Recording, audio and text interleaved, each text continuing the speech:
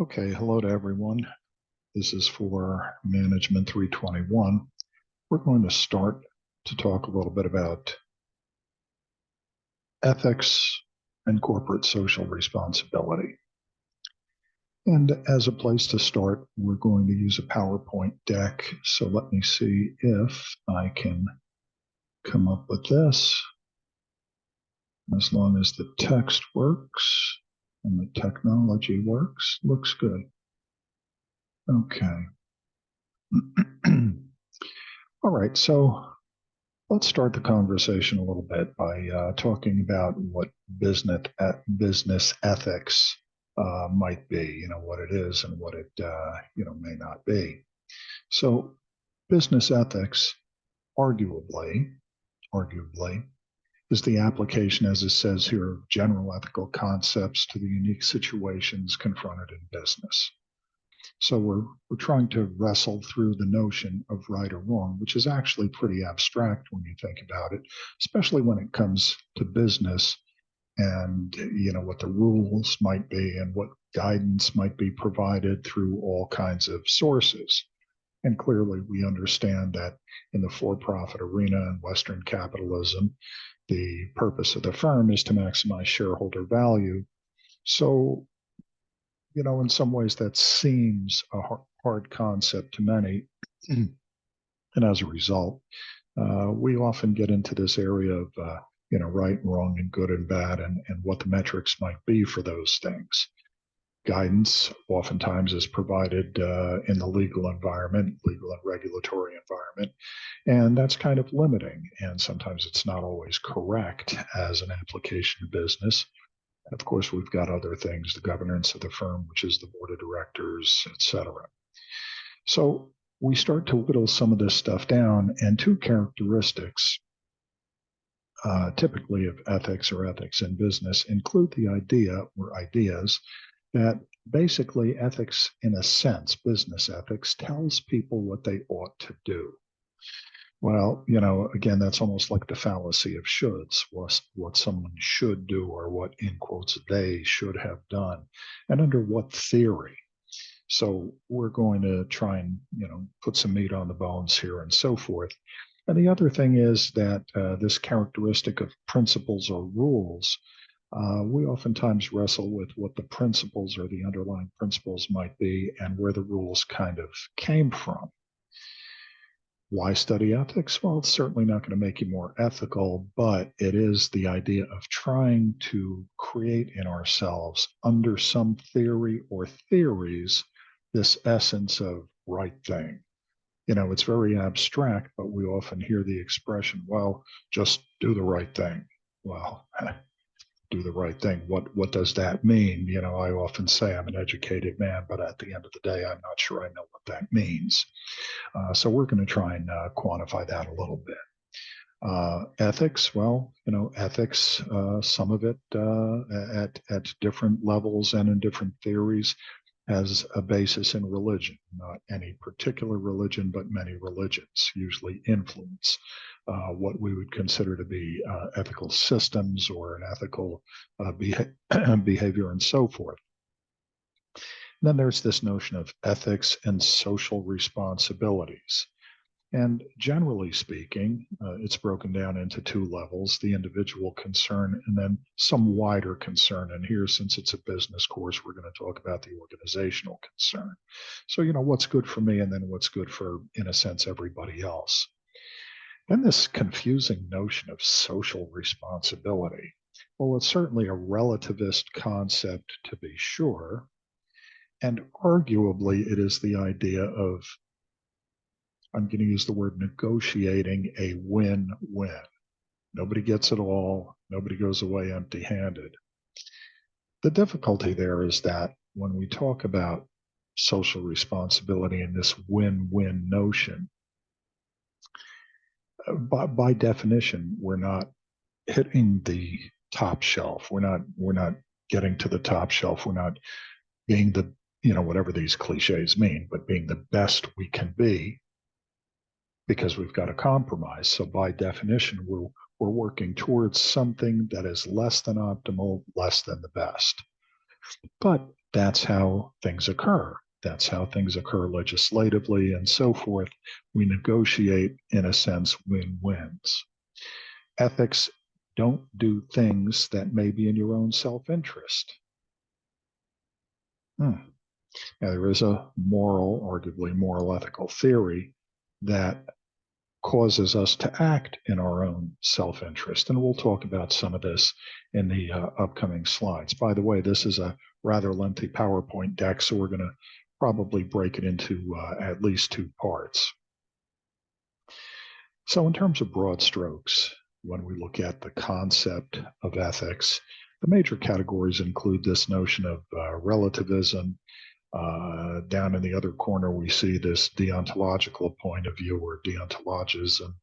And, that's, pretty easy to describe. Sometimes we view things as the ends justifies the means, and the deontological perspective might argue something a little bit different from that. Relativism, and certainly cultural relativism, which is only one aspect of it, gives us, ethics that is in the environment, changes with behaviors, changes with societal wants and needs, and so forth. And we'll talk a little bit about that. Egoism is the one where, we look at ethical egoism, and basically what it says is, if it's good for me, it's the right thing to do. Ethical egoism. Well, that's pretty narcissistic on some level, I think. And then the one that we're going to use as a baseline, and I think I pointed this out in the syllabus or one of my videos, or videos that I asked you to watch. The idea of utilitarianism is the idea of doing the best for the most, you might argue, or for the majority affected. It's right if it's good for the majority affected. And there are several concepts there and aspects we'll discuss. Ethics in general, arguably, although without much argument, was largely developed by moral philosophers over generations, hundreds of years, literally, and philosophers like Aristotle, Epictetus, Marcus Aurelius, Socrates, et cetera, many others. And actually, the use is applied to distinguish, or we hope to try to distinguish, ethical from unethical behaviors. And in business, sometimes that's tough because it seems oftentimes very cold-hearted to seek a profit motive. Yet in Western capitalism, in the for-profit arena, the managers of the firm, I don't mean the shift manager, and so I mean the managers of the firm, the CEO, the CFO, the COO. These are the managers of the firm. Well, they're tasked to deliver a result for the shareholders, maximize shareholder value. As a matter of fact, they have a fiduciary responsibility to do just that. If you don't know the word fiduciary, look it up, and it'll provide a whole lot of insight, I think. But in any of these, all of these, certainly these, early things we're talking about, these different theories and perspectives all have their own problems associated. So relativism, well, there's no universal standard by which morality and or ethical behavior, for that matter, can be judged.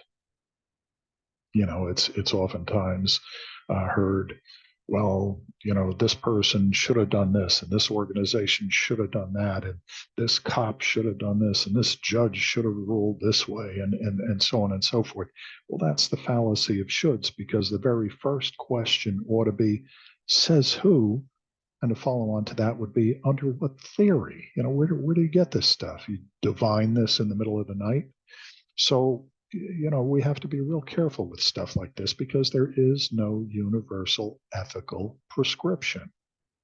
What is correct for one society or social structure may be wrong for another. Hence the tension and friction. And without getting politics involved, because we leave that stuff, politics and agendas, at the door, got nothing to do with this class. But we can see how so many things that we hear about in the news and that seem to be recurrent themes are influenced by exactly this friction. What is correct for one may not be correct for another. And so who's the arbiter of that? How do we make these decisions? Where do we draw these lines? Ethics and morality are therefore, by definition, relative. What do you think about that? And we'll be talking more about that. So, rhetorical question for the moment. Well, some of the problems with relativism include the notion that there are no absolutes. Murder. Think of some of the major things we might consider: murder, slavery, torture, rape. Are these things okay? Are they okay any of the time? Are they okay some of the time? For example, murder. I mean, one might argue that war isn't that perhaps a form of murder. So it's justified there, but not here. It's okay in Ukraine, but it's not okay in New York City.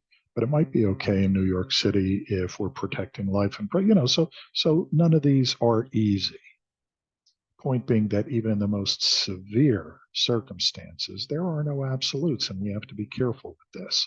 What is good in one society is not in another. So, for example, one of my kids does, a little bit of smack, or gets caught with, ecstasy or K2 or whatever. You're arrested, released, got to go to, but in some societies, for those same things, you're put to death.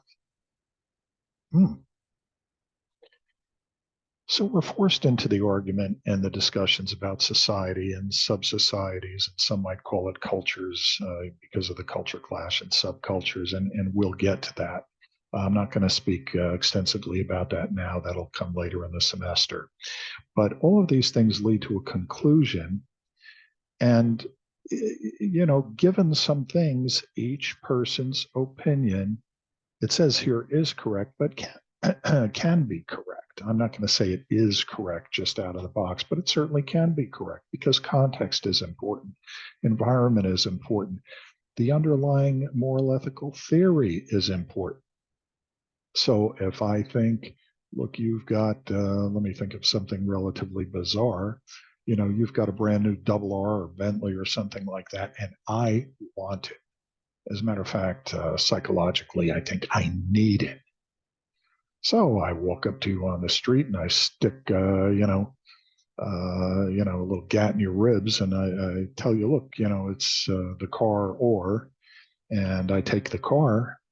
Wow, that's morally and ethically horrendous, right? Unless maybe the underlying prescription, the underlying theory is ethical egoism. If it's good for me, it's the right thing to do. Well, I can make an argument that taking your double R or Bentley is good for me. And under a theory of ethical egoism, it's the right thing to do. So, in environments like this with competing interests and competing values, nothing that anyone does anymore is morally wrong.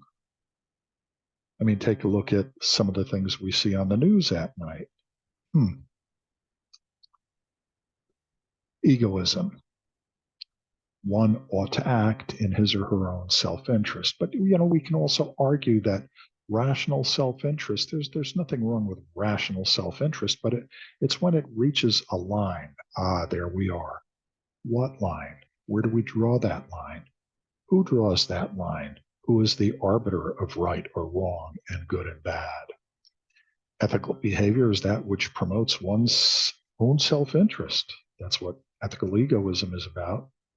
Does not mean that we shouldn't obey the laws, but means real close to it. It means only do so if it is in our own self-interest to do so. Seems like there's an awful lot of self going on, an awful lot of ethical egoism involved in some of the things we see. So what do you think of this concept? And again, rhetorical question. We'll talk more about that. Well, the problem is that the externalities associated with private actions can be consequential to lots of people, perhaps beyond ourselves.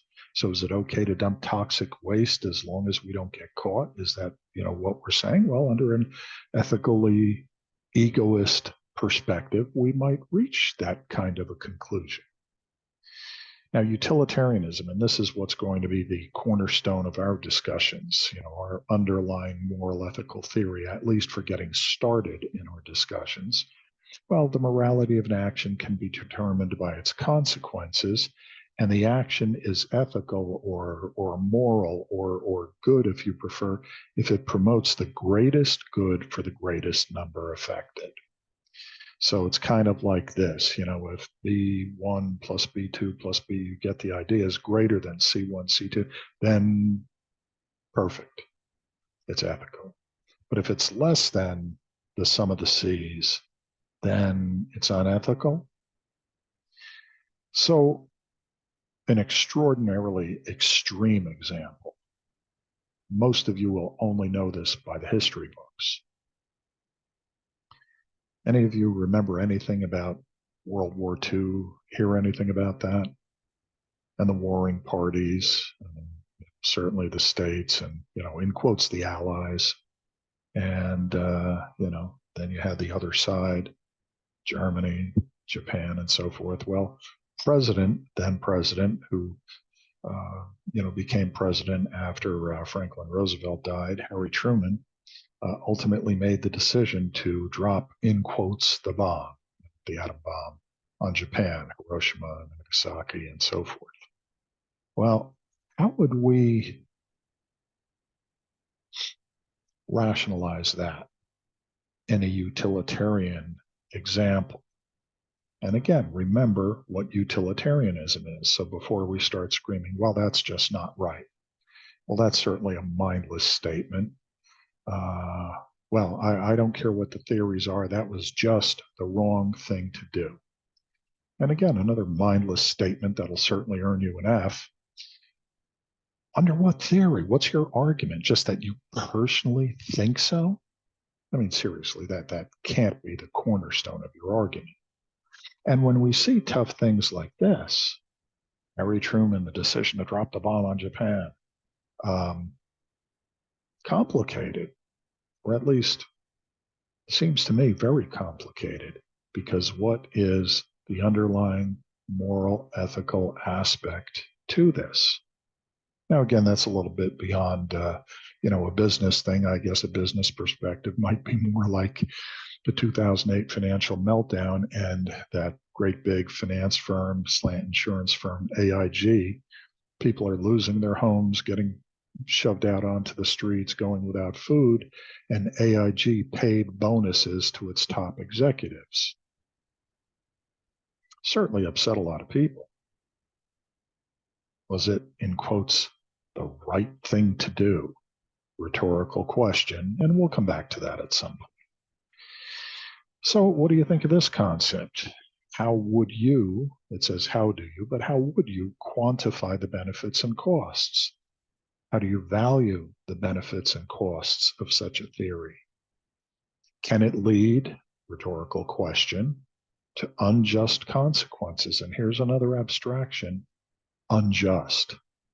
I love the expressions, and don't take me or get me wrong on this, but so many people attach the word justice to things.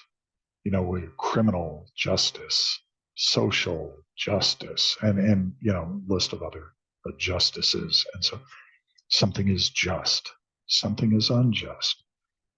Under what theory? Where do you get this stuff from? And who is the arbiter of just and unjust? You and I, our own personal beliefs and I believe this, so you are right or wrong or good or bad. You start to see how complex this stuff can get very quickly. Yet this is what we see on the news, on podcasts, and all day long. So we are tasked in this class to dig a little bit deeper, not forcing any of us to take sides, give up on our own personal beliefs. Look, I tell all my classes, you believe whatever you need to believe, whatever helps you sleep nights.